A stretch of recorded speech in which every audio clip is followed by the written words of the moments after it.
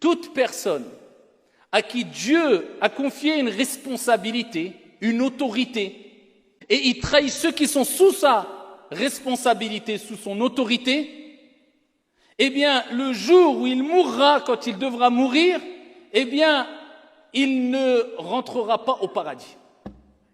Il lui sera interdit de rentrer au paradis. Pourquoi? Parce qu'il a trahi ceux qui sont sous sa responsabilité. Vous comprenez pourquoi le prophète sallallahu alayhi wa sallam a des bonhommes, a des grands hommes qui ont marqué l'histoire, comme Abu Dhar, radiyallahu anhu warda, le hadith très connu, quand il a voulu être nommé gouverneur d'une contrée.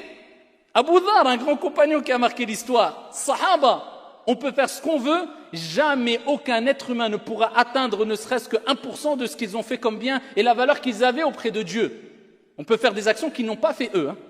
Mais atteindre leur niveau, la valeur qu'ils avaient auprès de Dieu, on ne peut pas. Et bien avec cela, le prophète il a frappé sur son épaule à Abu Dhar. Abu Dhar il le raconte sans complexe.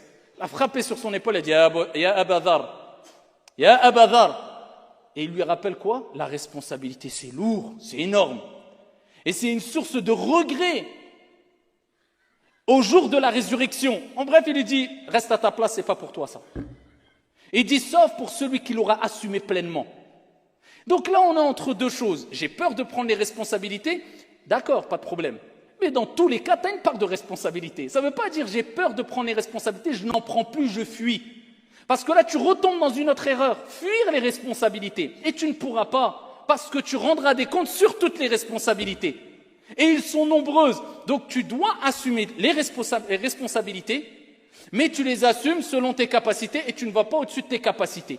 Ce que tu assumes et quand tu te mets pleinement et tu t'investis pleinement dans une responsabilité, tu dois faire tout pour l'assumer au mieux. Et je ne dis pas à la perfection. Al-kamalu lillahi azza wa jal. La perfection appartient à Allah subhanahu wa ta'ala. Elle est propre à Dieu.